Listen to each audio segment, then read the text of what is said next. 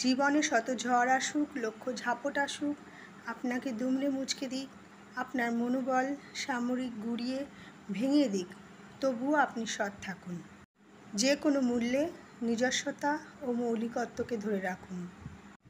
হয়তো বুঝতে পারছেন আপনার সাথে বিশ্বাসঘাতকতা চলছে, বুঝতে পারছেন আপনাকে বিপদে ফেলার কোনো চেষ্টায় বাদ দেওয়া যাচ্ছে না।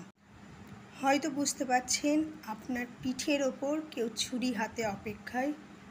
হয়তো বুঝতে পারছেন আপনি চরম বিপদের সম্মুখীন হতে চলেছেন। যত হয়রানি হন না কেন, তবুও আপনি নিজে কখনো অপরাধের হাত ধরবেন না। দেখবেন যারা খুব নিপুণভাবে আপনাকে অন্ধকারে ডুবিয়ে দিয়ে, হতাশায় চুবিয়ে দিয়ে, মিথ্যাচারে কষ্ট দিয়ে, মনের জোর নষ্ট দিয়ে আপনাকে কবর দিতে চেয়েছিল, একদিন কিভাবে যেন তারা ঠিক নিঃস্ব নিঃসঙ্গ নির্জীব একজন নিদারুণ অসহায় মানুষ হয়ে আপনার সামনেই এসে দাঁড়াবে। আপনি তখন আপনার ওই নির্মল হাসিটা হেসে বুঝিয়ে দেবেন যে আপনি কিন্তু বোকা নন। সবই জেনেছিলেন, বুঝেছিলেন, উপলব্ধি করেছিলেন, আর সঠিক সময়ের অপেক্ষা করছিলেন।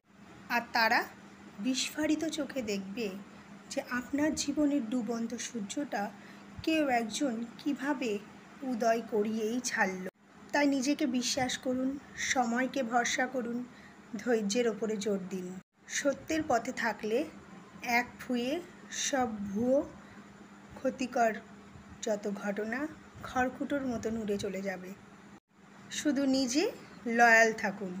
মন রে আজ কহরে, ভালো মন্দ যাই আসুক, সত্য রে আজ লহরে।